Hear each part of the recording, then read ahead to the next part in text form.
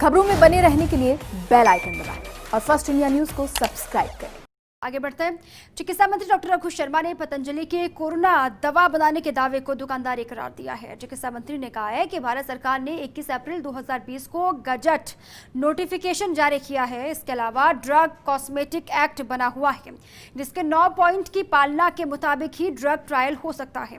बिना परमिशन कोई drug trial हो नहीं सकता। चिकित्सा मंत्री रघु शर्मा ने कहा कि पतंजलि ने ना तो केंद्र से कोई परमिशन ली और ना ही राज्य सरकार को सूचना दी।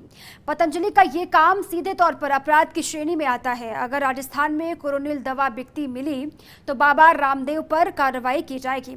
उन्होंने केंद्र सरकार से भी बाबा रामदेव के खिलाफ मुकदमा दर्ज कराने की मांग की है।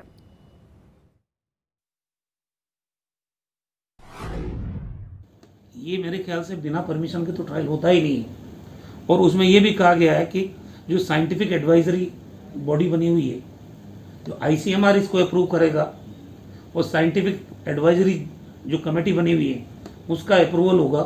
इस तरह से 9 पॉइंट्स हैं। उन 9 पॉइंट्स की कंप्लाइंस के बाद ही कोई क्लिनिकल ट्रायल हो सकता है। अपनी मर्जी से कोई भी आदमी अगर इस तरह काम करेगा ये तो कानून विरुद्ध है। इस तरह की जो दुकानदारियां, मैं कहूंगा एक तरह से, आपने क्लिनिकल ट्रायल कर भी ली, सरकार राज्य सरकार से परमिशन ली नहीं, भारत सरकार के आयुष मंत्रालय से परमिशन ली नहीं, और टेलीविजन पे आप उसकी लॉन्चिंग कर रहे हैं, ये तो अपराध की श्रेणी में आ गया। भारत सरकार को तुरंत मुकदमा दर्ज करना चाहिए बाबा रामदेव के खिलाफ, क्योंकि ये अपराध मानवता के खिलाफ वो कर रहा है। ये कोई दुकानदारी का धंधा करने का टाइम थोड़ी है कि आप इस प्रोडक्ट को लॉन्च करेंगे और महामारी के नाम पे बेच देंगे। यहाँ पे हमने 7 दिन में निम्स में एसिम्टोमेटिक जो केसेस हमने भर्ती किए वैसे ही ठीक होके चले गए। केसेस ऐसे हैं जिनका इम्यून सिस्टम अच्छा था, यहाँ 3 दिन में भी पॉजिटिव से नेगेटिव हुए हमारे भी कई सारे केसेस।